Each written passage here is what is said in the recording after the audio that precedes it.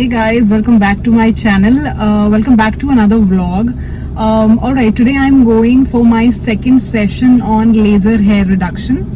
The background is that I have this problem of thicker and coarser hair on my face, especially the side locks and bit on chin. So I started getting my laser hair reduction treatment, and today is my second session. So I thought of creating a vlog around it to take you through this journey of mine and take you along with me. So I have this appointment with my dermatologist. This clinic is known as Skin and Smiles.